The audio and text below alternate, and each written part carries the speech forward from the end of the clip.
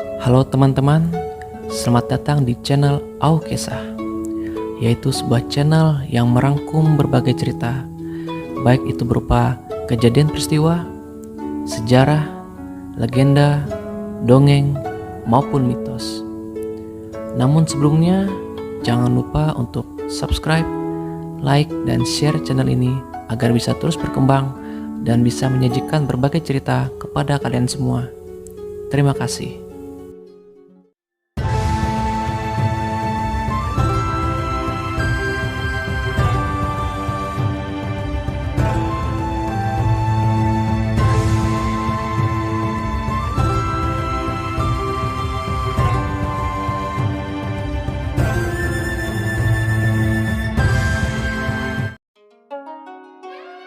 Yu yang Agung.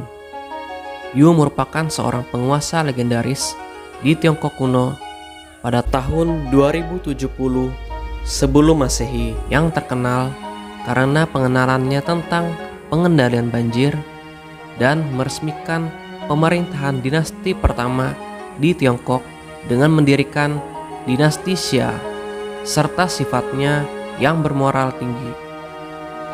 Menurut beberapa sumber catatan, Yu merupakan cicit ke-8 Kaisar Kuning. Ayahnya bernama Gun adalah salah satu tokoh dari suku Xia. Nama asli dari Yu adalah Wen Ming, dan konon ia dilahirkan di Gunung Wen yang sekarang disebut Beichuan di provinsi Sichuan. Meskipun ada juga yang memperdebatkan bahwa ia sesungguhnya lahir di Xifang.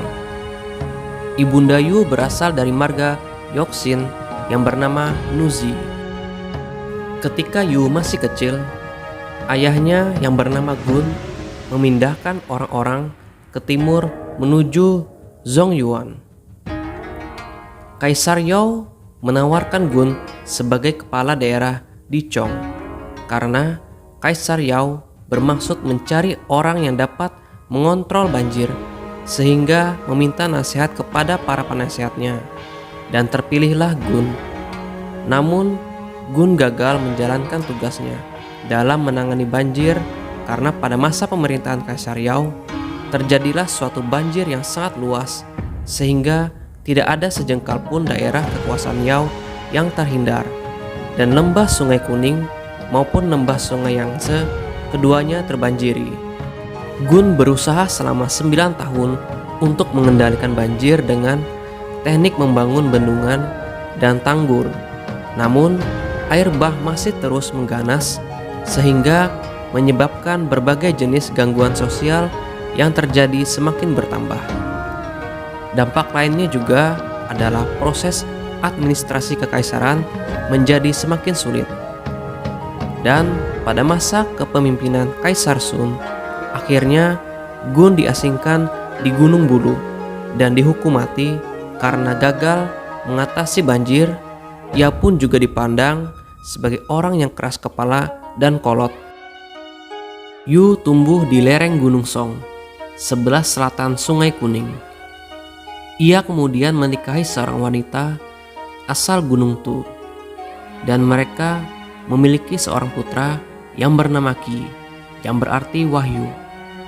Ketika Kaisar Sun menunjuk Yu menjalankan tugas menggantikan ayahnya, Yu bukan hanya tidak menunjukkan rasa dendam, malahan tetap menghormati Sun dan mendapatkan kepercayaan dari Sun. Sun menyerahkan tugas kepada Yu untuk mengendalikan banjir, dan Yu memperbaiki cara ayahnya mengendalikan banjir dengan cara lebih fokus kepada pembuatan saluran air. Dia secara pribadi bepergian ke seluruh pelosok kerajaan dengan sekelompok asistennya untuk mempelajari struktur geografi, mengukur ketinggian, dan mencatat saluran sungai. Dia bersama-sama penduduk ikut mengeruk dasar sungai yang memperlancar aliran sungai dan mengarahkan air bah mengalir ke laut. Dia juga membangun sistem kanal sehingga air bisa mengairi sawah petani. Bersama dengan rekannya Houji, ia berhasil merancang sistem kendali banjir yang penting di dalam membangun kemakmuran di jantung kota Tiongkok. Yu terus melanjutkan pekerjaan ini selama 13 tahun dan dikisahkan bahwa dia bekerja di bawah terik sinar matahari begitu lama sehingga kulitnya terbakar dan berwarna coklat gelap, dan ia mengeruk dasar sungai begitu lama sampai tangannya berkapal hingga tidak dapat dikenali lagi. Menurut cerita dari sumber yang lain juga mengisahkan bahwa ketika ia meninggalkan rumah untuk memenuhi tugasnya, Yu baru saja menikah 4 hari yang lalu, dan selama bertahun-tahun ia melakukan perjalanan lintas daerah di kerajaan tersebut, dan tercatat ia pernah berada di dekat rumahnya selama 3 kali.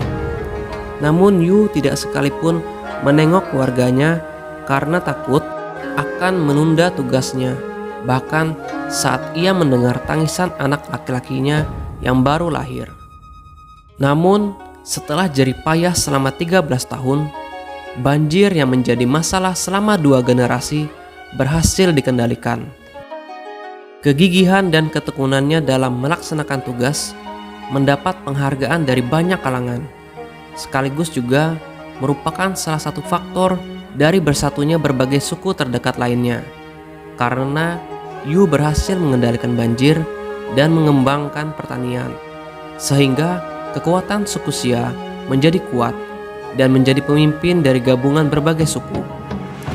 Kemudian Sun mengutus Yu untuk menyerang suku San Miao, dan Yu akhirnya mengusir suku San Miao ke daerah perairan Danjiang dan Hansui, serta berhasil mengkokohkan kekuatan kerajaan. Lalu Kaisar Sun mewariskan singgasananya kepada Yu, karena di masa itu pemerintahan dapat diganti tanpa melalui satu garis keturunan. Ketika Yu menjadi kaisar, ia mendirikan ibu kotanya di Anyi, yang sekarang adalah Xiaxian di selatan Shaanxi. Dia juga ingin kekuasaannya diteruskan kepada keturunannya, dan berdirilah sebuah dinasti pertama di Tiongkok, yaitu dinasti Xia. Yu juga membagi Tiongkok menjadi 9 provinsi, yaitu Jizhou, Yanzhou, Qingzhou, Suzhou, Yangzhou, Jingzhou, Yuzhou, Liangzhou, dan Yongzhou. Namun pada suatu pertemuan antar suku di Gunung Guji, salah satu pemimpin suku bernama Fang Feng pada waktu pertemuan datang terlambat, dan ia dihukum mati oleh Yu. Ini membuktikan bahwa suku Xia pada awal pengukuhan kekuasaannya telah muncul sifat monarki atas kekuasaan, menyusul dengan semakin kuatnya kekuasaan gabungan suku bangsa dengan suku Xia yang merupakan keturunan dari suku Huangdi sebagai inti kekuatan, sehingga hubungan ekonomi berbagai daerah juga semakin kuat. Dalam catatan sejarah kuno, sering terdapat catatan tentang Yu yang menentukan pembayaran upeti sesuai dengan jarak negara-negara upetinya. Ini juga membuktikan pengendalian ekonomi suku Xia terhadap suku-suku lain di sekitarnya. Dalam catatan literatur kuno juga sering diceritakan nafsu Yu atas kekuasaan pada usia tuanya. Walaupun Yu ingin mempertahankan kekuasaan pemerintahan dalam suku Xia sendiri, tetapi ia tetap harus mempertimbangkan tradisi Canrang, yaitu tidak bisa mewariskan kekuasaannya melalui satu garis keturunan, sehingga ia menerapkan suatu siasat yang efektif. Yu pada mulanya mengangkat Gao Tao dari suku Youyansi yang memiliki reputasi tinggi sebagai ahli warisnya, guna menunjukkan penghargaan Yu terhadap tradisi Canrang. Akan tetapi, Gao Tao jauh lebih tua dari Yu, sehingga belum sempat mewarisi singgasana, ia sudah meninggal. Kemudian, Yu memilih Yi dari suku Dongyi yang tidak begitu berpengaruh menjadi ahli waris. Pada waktu itu, banyak suku yang tidak mendukung Yi, dan malahan mendukung putra Yu, yaitu Qi. Yu berharap jika kelak Yi tidak mendapat dukungan dari masyarakat, dan akan mewariskan singgasana tersebut kepada putranya Qi. Dan benar saja, Yi tidak mendapat dukungan dari seluruh suku, dan singgasana itu diserahkan kepada Qi. Yu memerintah dinasti Xia selama 55 tahun, dan ia meninggal karena sakit. Akan tetapi, menurut cerita dari sumber yang lain, ia meninggal di Gunung Kuaiji, di wilayah bagian selatan yang sekarang adalah Shaoxing, di dalam sebuah acara berburu di perbatasan timur kerajaannya. Lalu ia dimakamkan di sana. Mausoleum Yu yang dikenal sekarang pertama kali dibangun pada abad ke-6 Masehi pada masa dinasti Selatan dan Utara untuk menghormatinya.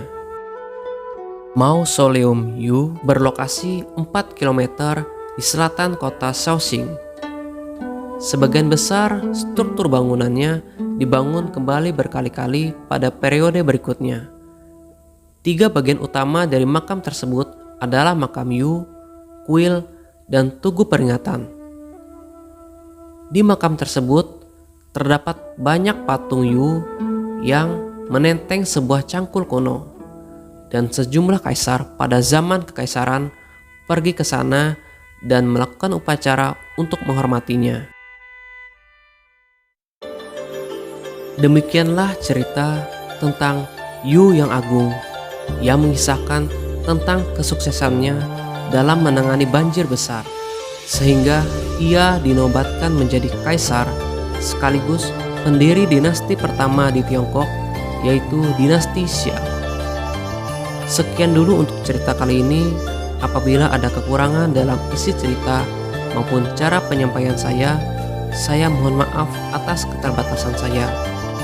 Dan jangan lupa untuk subscribe, like, dan share channel ini agar bisa terus berkembang dan bisa terus menyajikan berbagai cerita pada kalian semua. Akhir kata, saya ucapkan terima kasih dan sampai jumpa.